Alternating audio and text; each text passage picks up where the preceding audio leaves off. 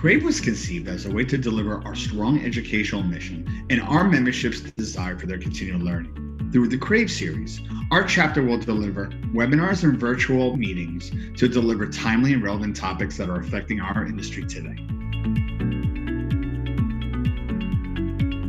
It's about the effort that we expend to connect with people. But you have an opportunity to see people, you have an opportunity to chat with people. We may not have an opportunity to have appetizers and share a drink with each other, but we stay connected, and that's really the most important thing. Being able to work together and learn together in a new format, a new environment, really helped us take those pre-existing relationships and friendships that I had to another level. CoreNet has taken the leadership in these kinds of conversations for years and years, and so we're delighted to have this long-term relationship with CoreNet.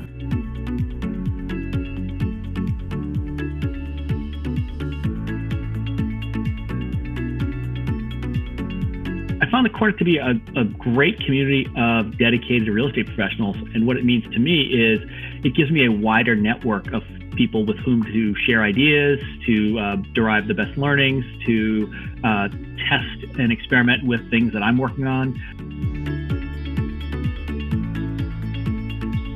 This program is all about personal growth and becoming the leader that you want to be. CoreNet has always led the way when it comes to supporting the professional development of our members. Our roundtable discussions, our education workshops, and our professional development programs are just part of what makes CoreNet so valuable to our members. It was critical for us to find a way to still be able to facilitate all of this. Crave has provided us the platform to be just as effective and to still provide that value to our members in a virtual environment.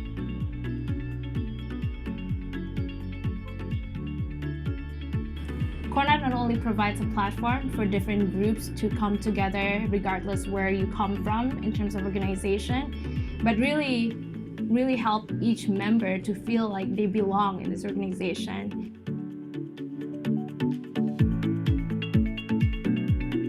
We have a diverse membership base, and you will find that members come from all walks of life and from all over the world. However, it's still an area of focus for us to improve upon and to embrace equity, inclusion, and diversity through increasing awareness and taking action, as we know this will lead to more success for the organization and for our members.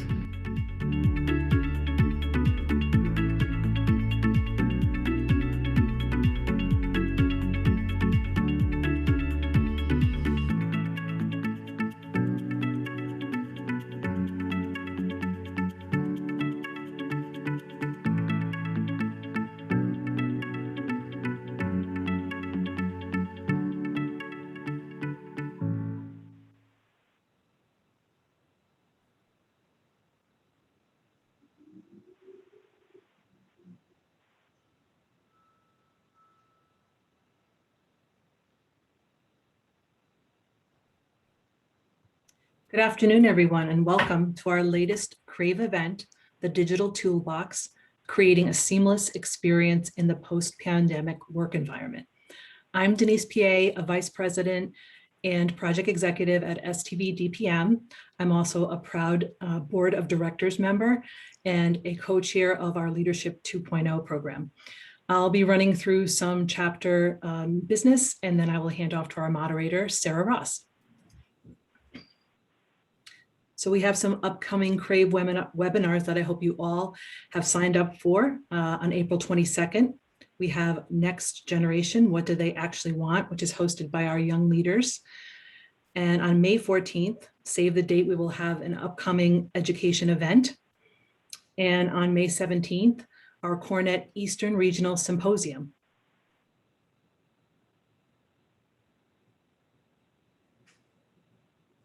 Our CoreNet Eastern Regional Symposium will feature a Young Leaders Forum, Reframing Your Future. Again, if you haven't signed up for the ERS, please do so. And always join our conversation on social media. We are active on Twitter, LinkedIn, And if you need any announcements from your organization, please reach out to Steve Smith at North Star. And a big thanks, as always, to our corporate partners and our sponsors, Platinum, Gold, and Silver. Without your support, we couldn't bring these events to our industry. And as far as our event today, if you have a question of our speakers, please use the Q&A box at the bottom, and we'll be taking questions at the end of the program. Okay, so I'm going to tee up our moderator, Sarah Ross. Sarah is an associate principal and director of corporate services studio at Dyer Brown. As a director of this studio, Sarah brings her years of experience working for interior architecture firms in Syracuse, Los Angeles, and Boston. Her responsibilities include managing accounts and projects both locally and nationally, including Fortune 100 companies, and working with their real estate and facilities teams to incorporate their organizational goals into the implementation of standards and design. With a dual degree from Syracuse University in psychology and interior design, Sarah has nurtured a talent and passion for building and maintaining client relationships.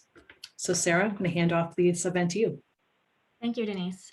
Thank you, everybody, for joining us today. I am going to introduce the rest of our panelists and then actually do just a little bit of a setup of how the next hour will go.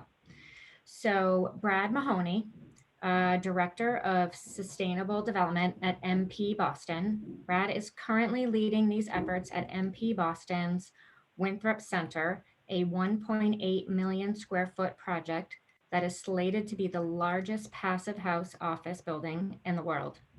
Winthrop Center is also slated to be Wire Score Platinum and WELL certified gold. During our presentation today, Brad will be speaking to several of the technology's features being integrated into Winthrop Center. Joe Bocchiaro, Principal Consultant, NV5, Engineering and Technology. Joe has worked in the technology field of building design and systems integration for over 35 years, primarily with audiovisual and IT systems and with clients focused on sophisticated experience implementations. Joe is also a certified standards developer and adjunct faculty member of the Harvard Graduate School of Design. Joe is aware of and is involved with the interconnected nature of intelligent building technologies, architects, engineers, and the construction industry. Hi. Thanks, Joe. Karen Bala, Director of Design at Dyer Brown. Karen is an architect and a thought leader. As Director of Design at Dyer Brown, she leads their creative studio team. They work at the intersection of the physical and virtual workplaces. She has developed a diverse portfolio and award-winning buildings, spaces, and products. With concepts derived from biology and natural systems, she has designed numerous built environments for Dyer Brown, partnering with corporate, nonprofit, and higher education organizations. Mixing high and low tech design elements and a passion for deeply understanding each end user, Karen successfully creates environments for clients that are comfortable, dynamic, and productive. Ashish Maru is Manager of AV Engineering at Red Thread Spaces. Ashish manages the engineering team at Red Thread. He is passionate about technology and its ability to transform human communication. Ashish is currently working on several new solutions to provide an equitable learning experience for all. He has a bachelor's degree in physics and a master's in electronic acoustics.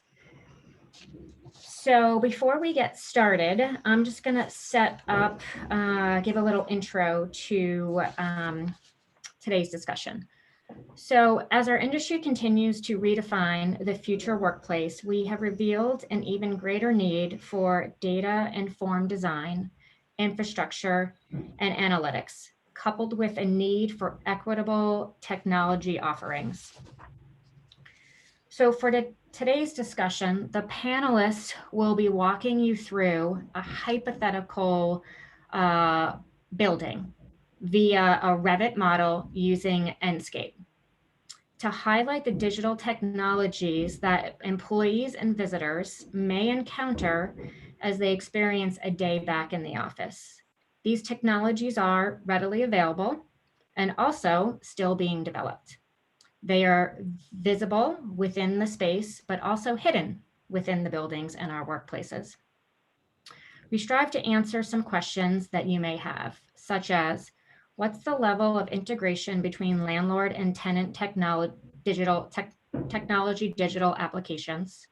How do corporate end users track their assets in this highly fluctuating moment? Will employees feel safe?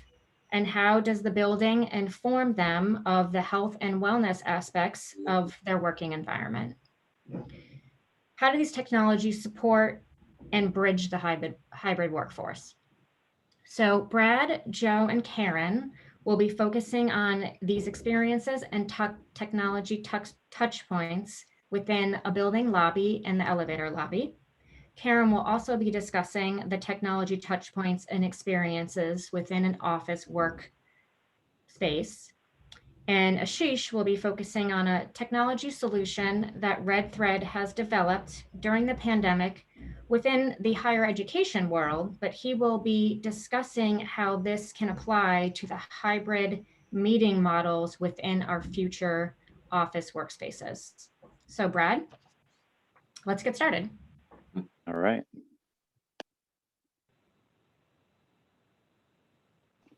All right, so here we are. We're returning to the workforce, coming back to the office, and we see that door that's open there. Well, I think this pandemic has taught us, how did that door open?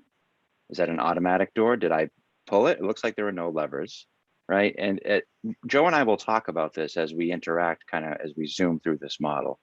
So now we step into the lobby, right? What do we see? The reception desk, right? Joe, so as we look through this, right?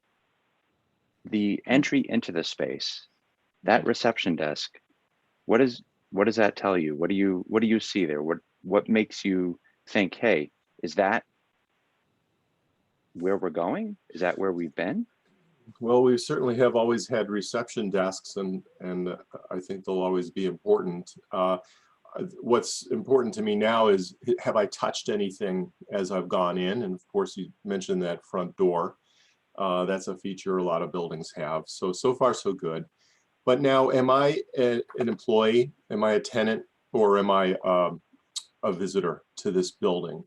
And the visitor experience is everything. So what's the first thing that I'm going to do? Is it going to be to interact with a person? Maybe I don't want to. Maybe I'm skittish about it. So maybe I'll be looking for a technology solution to that interaction with the building first off. Right. And what are some options there relative to that technology? If I have a visitor management system where a tenant allows pre-registered visitors to receive a QR code, is that something that's out there that exists today? It is, sure. Now that would be a great thing. I think people are being very accustomed to QR codes throughout the pandemic, and having one digitally available at this first display would be a great way for that app to load and for me to have all the information I need about the building. And all the usual obvious things like the wayfinding and possibly what's going on in the cafe, events for the day. Maybe I'm going into a shared conference space in the building. I need to find my way to it and so forth. So, but this first display can have a lot of other information. And of course, we are used to having that in a lot of our buildings today. Things like weather and stock tickers and traffic and breaking news and and certainly all of the sort of external things to the building. So we're starting to ask a lot of these displays, and we're asking even smart building types of things. What's the wellness of the building? What's the status of the air? What's the status of the energy consumption? People are looking for a lot of different information now as they enter. Yeah, no, definitely. I think that resonates with a lot of us, especially nowadays, right? What's the information that we want as we return to the workplace? And we see this gentleman here who's looking at his phone, you know, a building app, something we'll be using at Winthrop Center, Connects IQ. And the idea here, Joe, is that there's an app that is one-stop shopping for all the building's needs. And it's all about enhancing the customer experience. You mentioned the cafe. Could it be ordering food? Could it be a display about the air quality in the lobby today? Could it be about scheduling conference rooms, as well as an overlay for other technology measures? Could we say all of the above, Brad? I think so. I think we can. And then as we think about that, right, we all know about the app, right? But when we peel back the curtain and we look at how is that app created and what's the infrastructure behind the scenes, you know, something you probably have been working on for many years, right? How do we integrate these kind of traditionally siloed technologies so that you have that seamless experience? Yeah, well, there are definitely some challenges there. One of the first challenges is that app both for the overall building and for the tenant spaces, and how do you incorporate individualized tenant spaces with the overall building, sort of as a building concierge app. Also, the security of that app and the willingness of people to give up their information has become a very high profile to make that information available, especially if we're going to incorporate things like individual wellness in this app, which is what sort of the digital passport that's really been in the news the last couple of weeks. We feel like we need some sort of a personalized credential, and yet there's a lot of pushback on that. So, does this still work if there isn't 100% participation? There's still a lot of things to work through. Right, and I think what you said is true. It's not one-stop shopping. There are multiple options, because quite honestly, some tenants may have different requirements and different security needs, right? And as we walk through this lobby, I'm struck a little bit by this wall. Karen, can you tell me a little bit what's going on here as I'm about to enter the portal, go through the turnstiles? What is this telling us here? Thanks, Brad. I love this conversation so much because we're talking about a subject that I love, which is real estate property technologies. And a lot of these things have been around for quite a while, but I think as we kind of come back to the office and in our buildings, a lot of those technologies are going to reappear. So what we're looking at right now is this interactive display panel. And as much as we are bringing in so much information into our buildings and into our palms with apps that tell us the weather, I wanted to just kind of plant a little seed in everybody today of just what information or other ways we can think about information other than text or icons, particularly around the weather. Is there another way of looking at data points around weather that makes something much more visceral, sensory, beautiful, and equitable? Like, so for example, we can pull data points from Logan's weather station and put it right into this interactive display panel. So the leaves are rustling if the wind speed is low, or if there is a storm that's brewing, maybe maybe there's downpour, and we can start to see that. So people can access data in a much different way other than always reading it, right? And then that would completely transform this lobby. This lobby would set the mood. We would pick up the day. We would bring sunlight into something much more visual. We can, like, things would move. And that to me is another way of looking at data that's much more equitable, as opposed to just always reading it and somehow filtering it through our own our eyes and ears. So thank you for that, Brian. Yeah, no, I love that idea. And I think, you know, if you were to take this, I'm sure you could kind of, all the things that Joe and I were just talking about, I'm sure if you can measure it, you could probably find a way of visualizing it in a way that says something to the audience, to the visitor, to the office worker that's going into this building every day, don't you think? Oh yeah, yeah. Yeah. You know, it's key. You just said measure it, Brad. Measuring things is really a big part of having an intelligent building. There's all sorts of sensors, and we'll be taking a look at a couple. But one of the hot ones right now is what we can do with surveillance cameras, including existing surveillance cameras. We can actually do things through artificial intelligence now.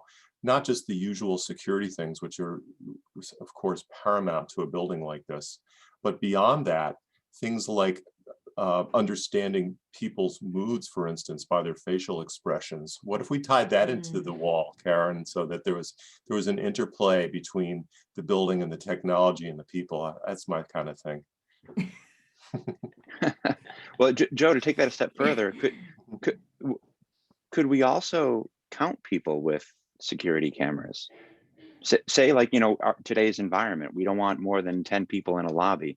Does that technology exist? Can we do that? We can, yeah. You know, density is really important, and we've seen that wherever we've gone. I remember a year ago when there were people at the entrances and exits of buildings and physically counting, and we were hiring them, weren't we, to actually do that with walkie-talkies and so forth. Supermarkets, a lot of that is being done, like you say now, with cameras.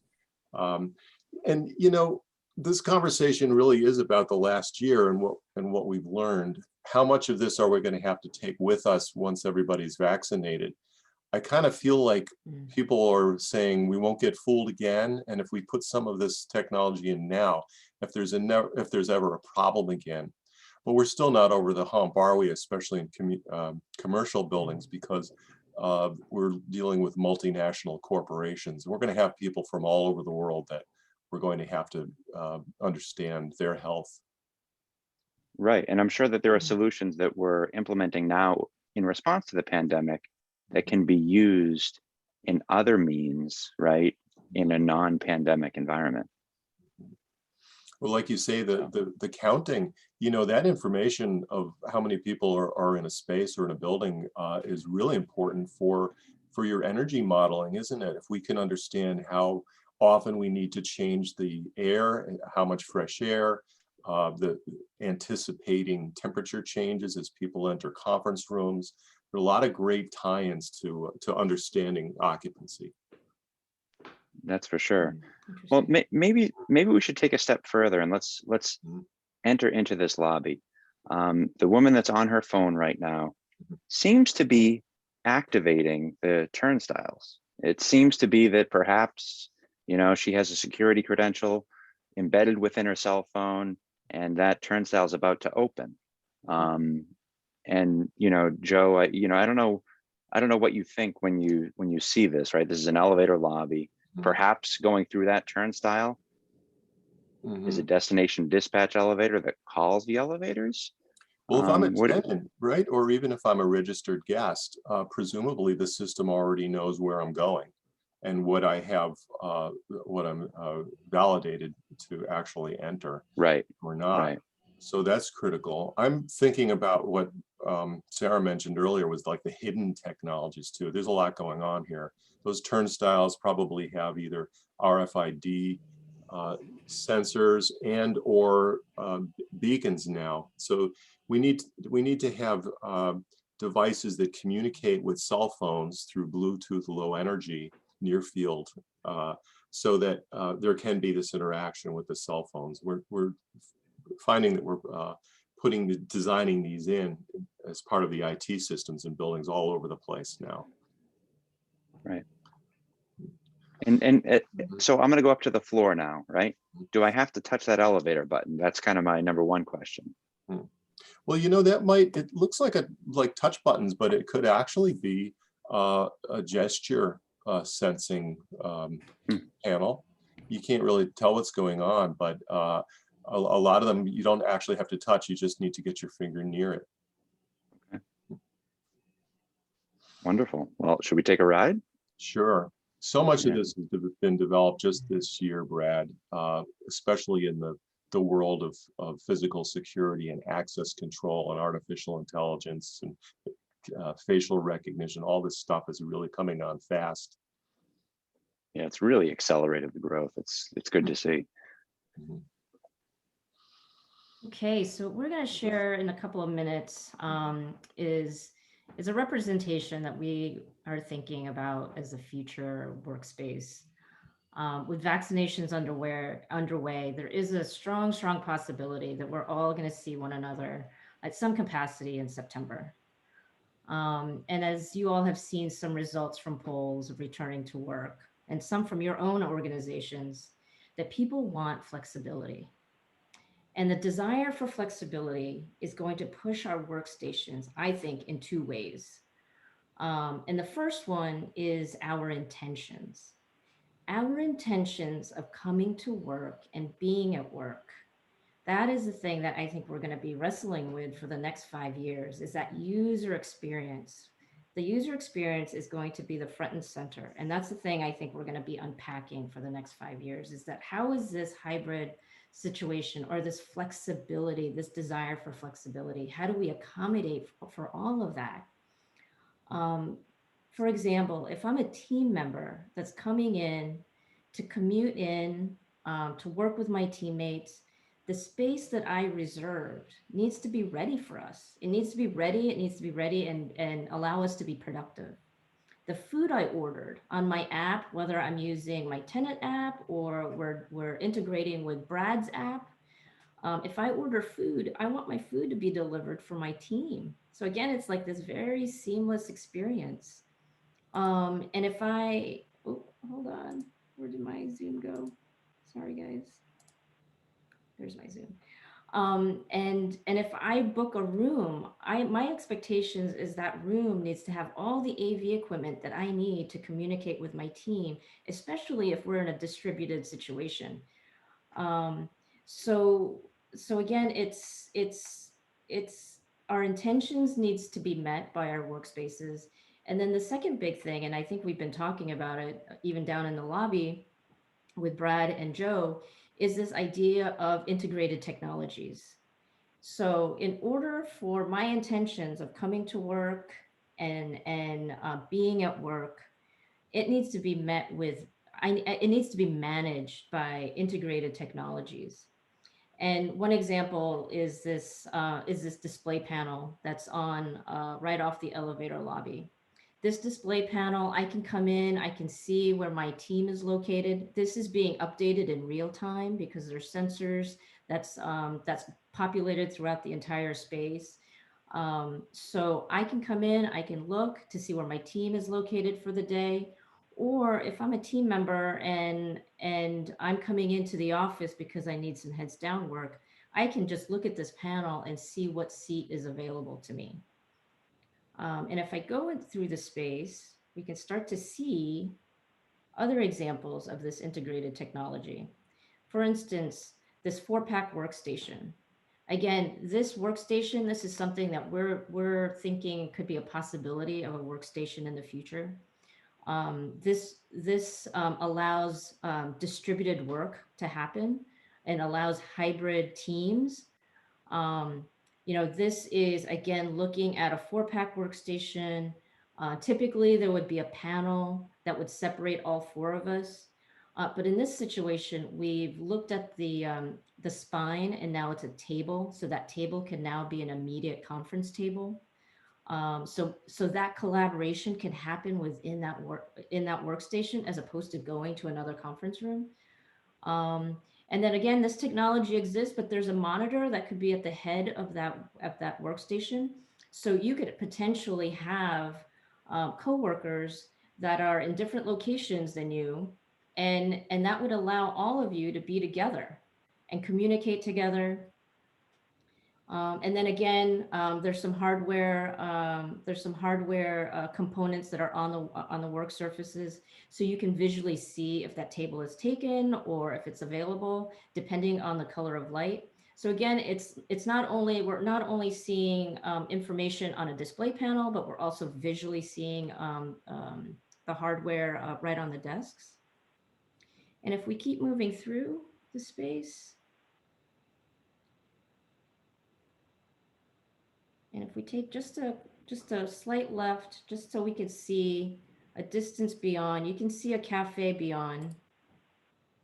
And again, this is another way of that conversation between a building and a tenant. So in a situation like this, I have a very robust cafe, but I also have several team members, several teams that are meeting that day. They're very high profile meetings. What one can do, again, is if we integrate with a building, we could order food and we can get it catered and it can be delivered fairly seamlessly. We could either use a buildings app or our own. But again, it's another way of expanding that user experience. And it's centered around simply as food, breaking bread with your colleagues or with your client. And in this model, all the pieces of furniture that we're looking at, we're envisioning them to all be reservable. Right, so technologies, as Joe was mentioning earlier, there could be sensors that are located at each of these seats. So you and your team members can reserve a seat.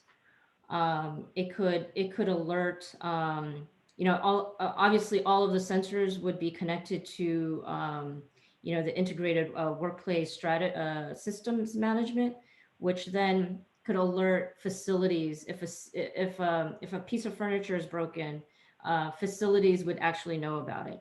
All of the pieces of furniture would actually be part of an inventory system. You would know where furniture is being located if it's being moved, or if a piece of furniture or a table is already is no longer being used, then it could be cleaned if there's a cleaning protocol. So now all of these seats can actually have attention when it deserves attention. It's not something that just is placed in a room and is no longer sending any kind of data points to anything. It's actually being updated in real time. Karen, what I love about this whole open area is, what we've been hearing in the news lately is that corporate America is expecting maybe only 60% of people to actually be back in the physical office environment. And people have gotten so used to working from home now, those 40%, yes, they still will probably come into the office, and yes, they will definitely expect to have reservable areas. But they also have gotten used to being able to hang out in different parts of their house with different postures and different ambiance and just different environments, just to break it up and boost their creativity and productivity again. So having this variety, I'm not a furniture designer like interior like Sarah, but I can see a lot of value, and I would enjoy working there more than just a cubicle. Mm-hmm. And if we can go past this gentleman on the left, Bree, I just want to show one more piece of technology that has been around, but I'm anticipating it to making another appearance in the next 5-10 years. And it's our digital whiteboards. This one we placed right outside of a conference room. And this is where I would suggest this kind of stuff, this digital whiteboard, because we have a meeting and we meet even right after the meeting because we have additional ideas. And this digital whiteboard allows teams to kind of gather, have ideas. And then when they're done with this idea session, they could email it to one another, or they could download it or upload it into the cloud, and without leaving a trace on the digital whiteboard. So again, this has been around, and a lot of technologies that we are talking about has been around. But as we go into this conference room, and just right outside, again, is a reservable LCD panel that you'll see. And again, that panel is also speaking to the display panel that was in front of the elevator lobby. So again, these things are all talking to one another. This session is obviously going. There's a red light to show people that this conference room is being taken. And again, that little bit of information that we had shown in that whiteboard, it can be downloaded into this conference room for teams to talk over. And I'm going to introduce my friend Ashish, who's going to talk a little bit about the technologies that he's been working on the last year.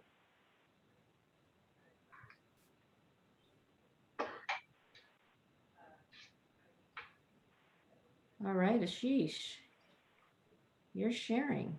Yep. All right. So just, you all probably heard this in any other post-pandemic type presentation you attended. But let's just do a quick recap of 2020, right? So March 23rd, 2020, there was a national stay-at-home order. All that were able to work from home or school from home started doing so.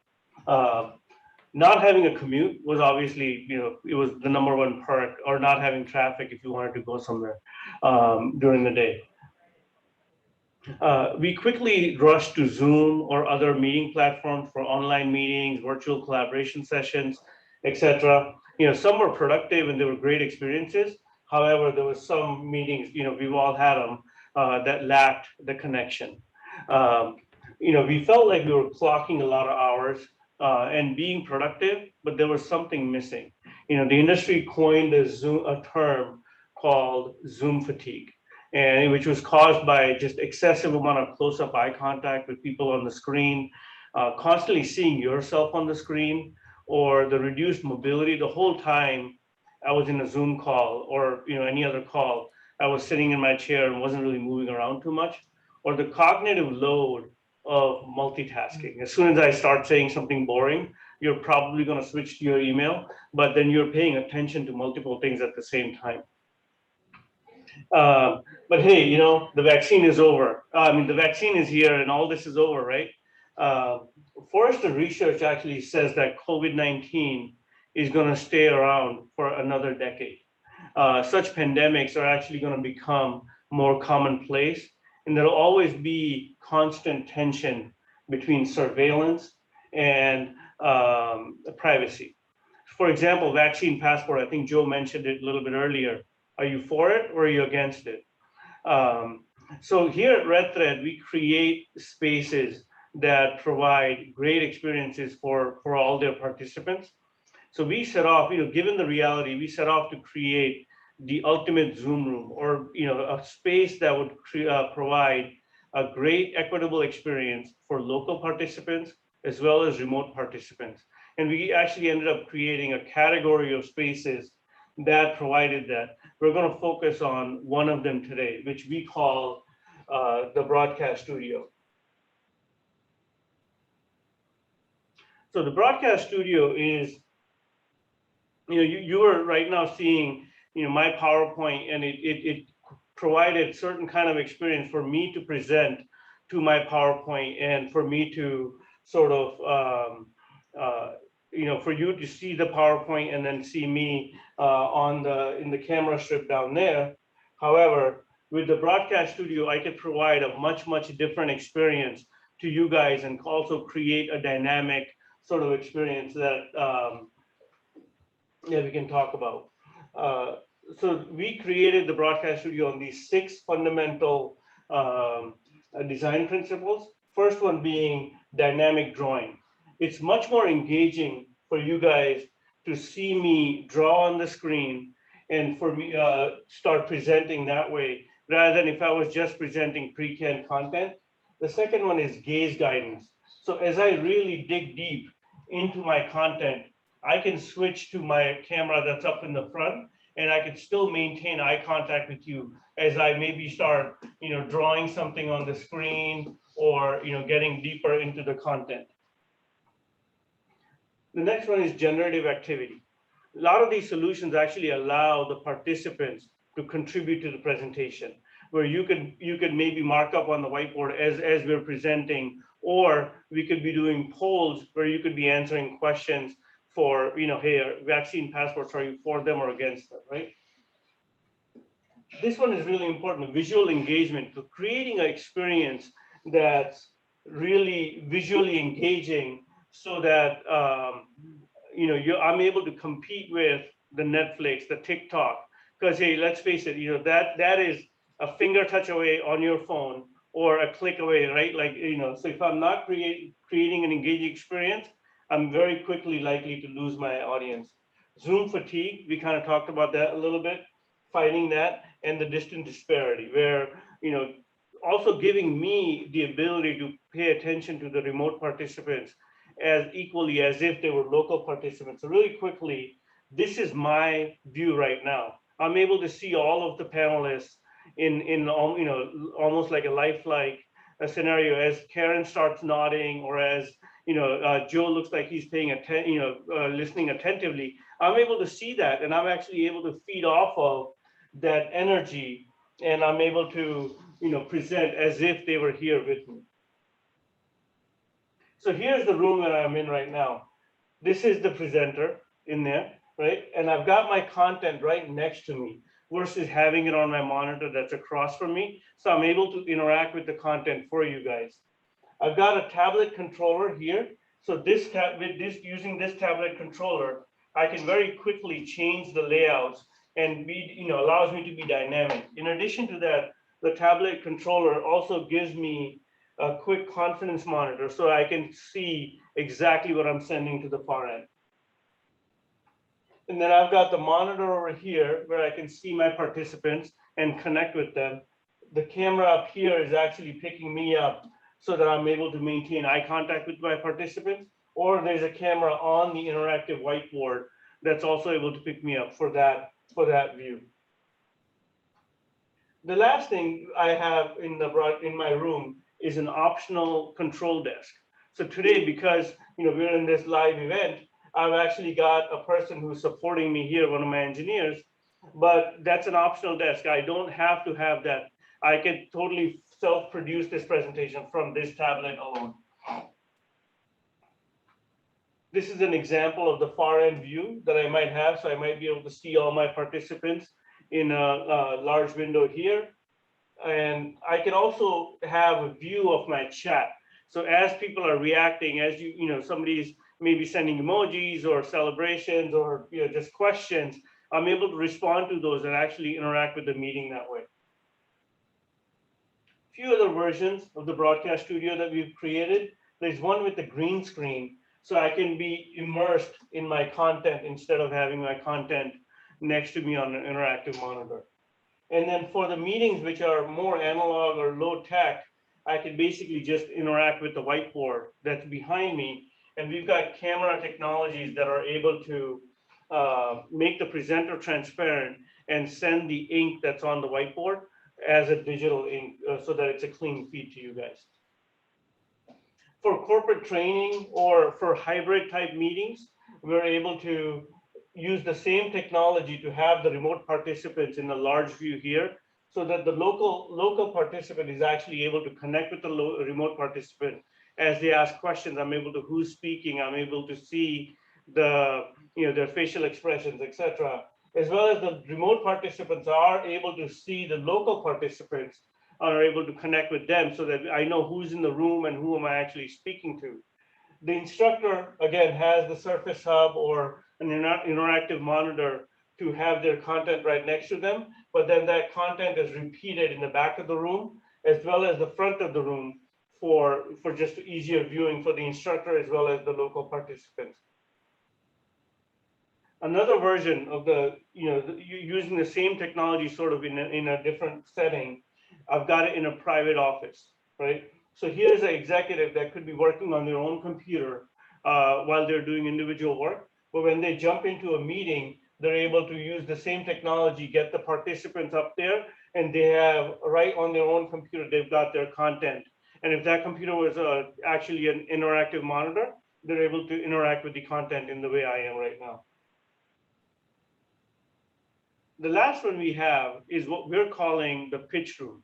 This is really a team collaboration room or a project room where a team can really dig deep into a project or content. Here are a couple of team members that are actually interacting with the content and maybe creating the presentation or sort of really deeply presenting the content, whereas other team members are over here, which are connecting with people that are on the far end, right? So they're just having a conversation with people that are on the far end. When these guys are done interacting with the presentation and the meeting moves to a different conversation, they can move over here and just connect with their participants. So this is kind of creating, this room is optimized, one for any persuasive type presentations or for just really heavy team collaborative type presentations. This is an example view that's sent to the far end. So here are the team members that are creating the content. Here are the other team members that are actually interacting with the presentation, a view of the far end, and then the content that's on the interactive whiteboard there. So we're able to send, this is just an example layout, and it could be changed in some ways, but we're able to send, very dynamic and very kind of keeping it interesting content to the far end.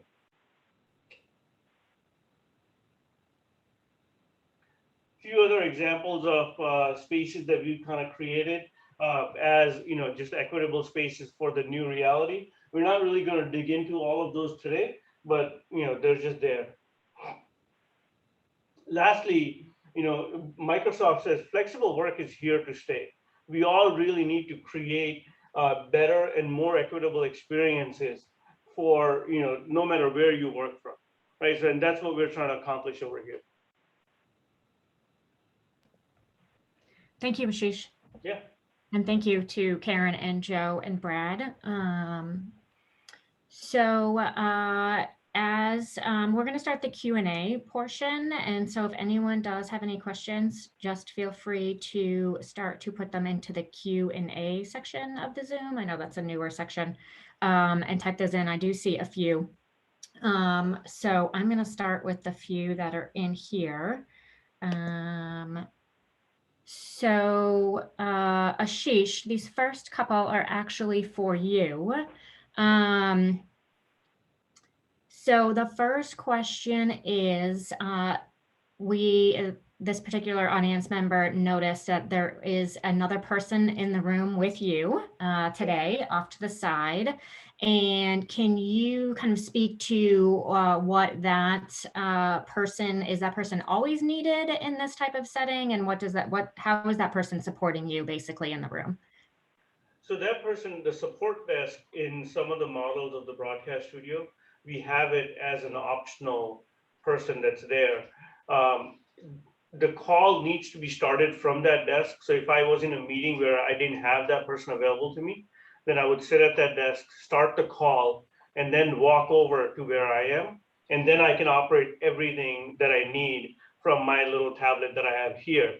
But if there was a very high profile meeting or a meeting where I wanted to kind of have the insurance having that person, then I would have that person there available for me. Okay, great. Like, so for example, this type of setting and meeting where one person's in a room and everybody else is on the other side of the screen, that could be a future CEO talking to his 10,000 employees around the world. And obviously the CEO, very important. He then has somebody else helping him with the technical setup, et cetera, so that he's able to walk in the room and this immediately 12 o'clock start his talking points. Yeah. Okay, great. And so second question is, given most of the audience can't launch a video conference meeting and share information and such, this particular technology seems a little bit challenging to operate for occasional users.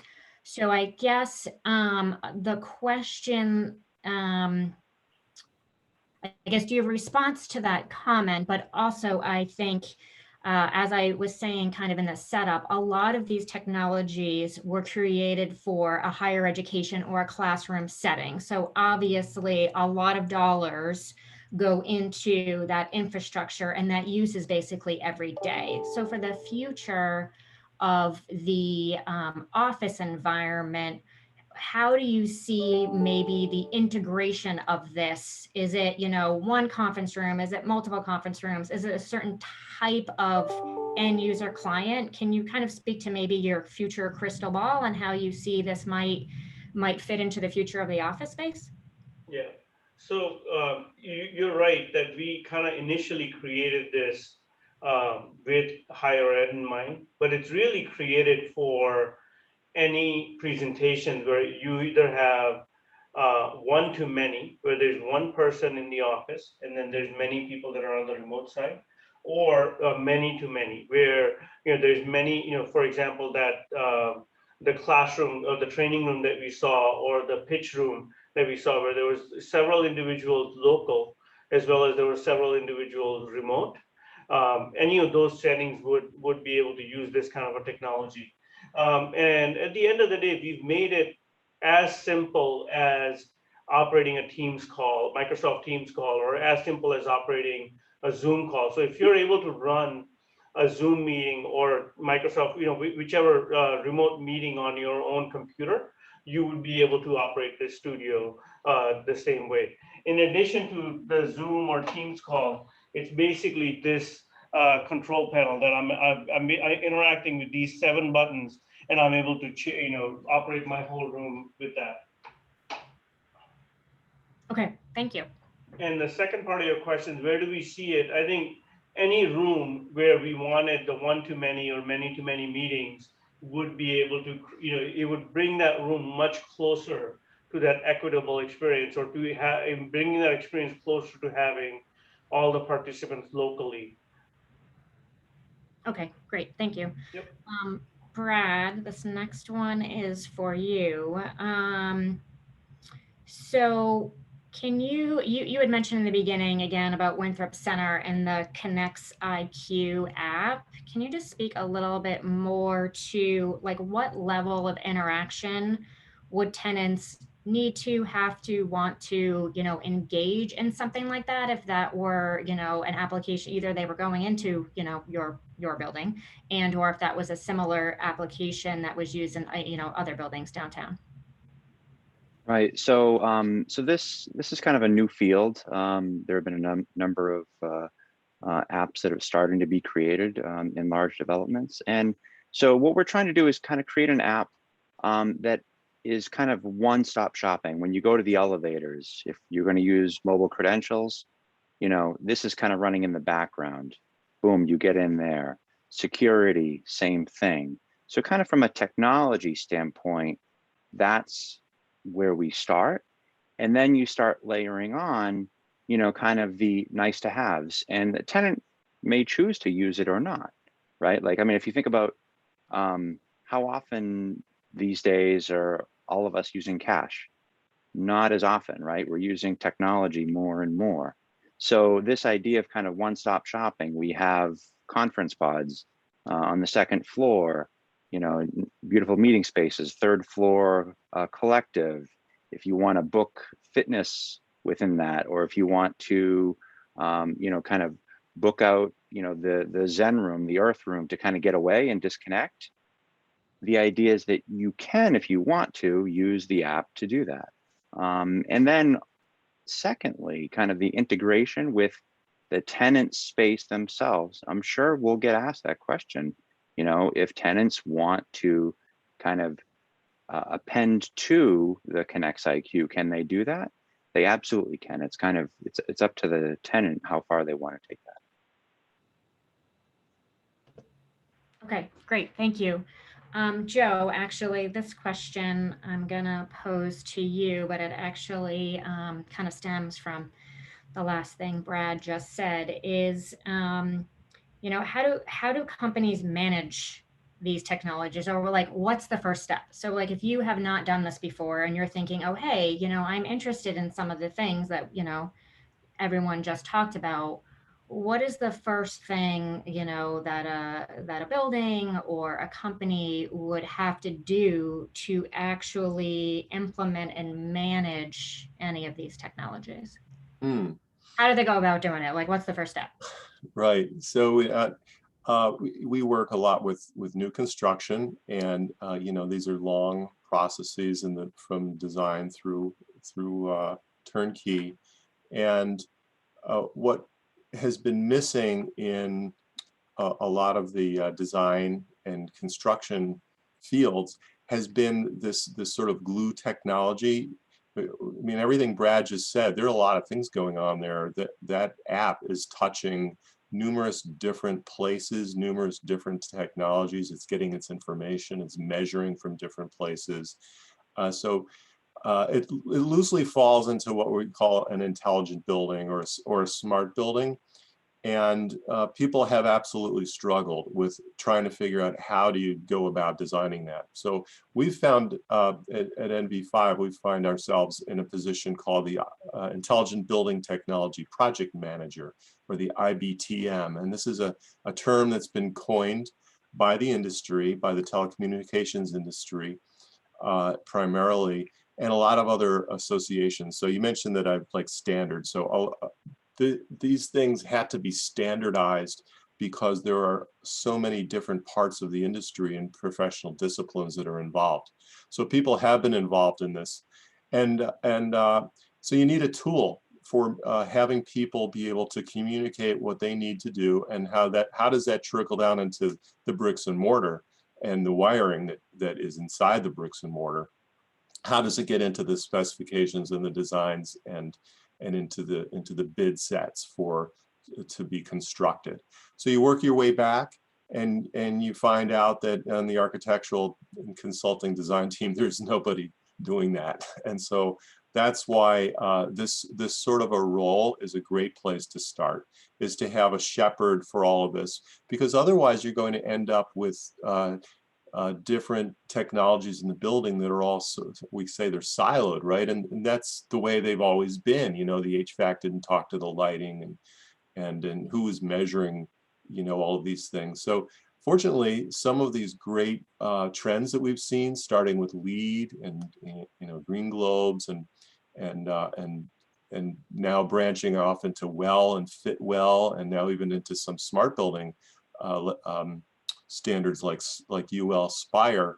There are a lot of great guidelines for this. So just like the LEED or the sustainability consultant who is doing the commissioning for LEED, you have somebody who takes on that role, and that's the way we approach it.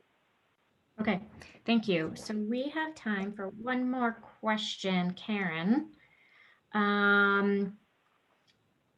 You mentioned again that a lot of the things that we showed in the walkthrough are technologies that maybe are already readily available, and maybe the folks have used, but now actually what it looks like is we need to think about them in a different way, right? And think about them in a different way, and also you talked about changing people's behavior, right? We're talking about changing behavior. To then go use those softwares, hardwares, right, that have been in our lives before, but maybe we haven't thought about them in that way. Do you have like one piece of advice for folks on, how to support that kind of changing of behaviors? Oh, you're on mute. Yeah. I think the first thing I would recommend is really, this is those in leadership positions in their firm, is to think about what they want to measure, what they want to measure, what kind of office culture they want to have in the future. Because to be honest, all of the technologies, they're kind of, they're smart in so many ways, but they're dumb in a lot of instances too. I mean, they can only be smart as much as we activate them to be smart. So I think the first thing I would do is, if any of this is interesting at all to anyone out there, is to question what do we want our culture to be? What kind of behaviors, positive behaviors, we want to share with our staff members, and then think about, reach out to Joe or Ashish or to Dyer Brown, and to have those conversations so they can make those connections of what you want to the end goal. Thank you so much, Karen. Sure. So thank you, Brad, Joe, Ashish, and Karen. This is very informative. Denise, I think you have a couple parting comments for everybody.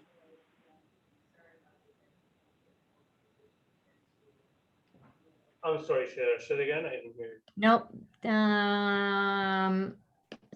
I think, or Rachel, I think now that we are at the end, thank you everybody for joining and participating.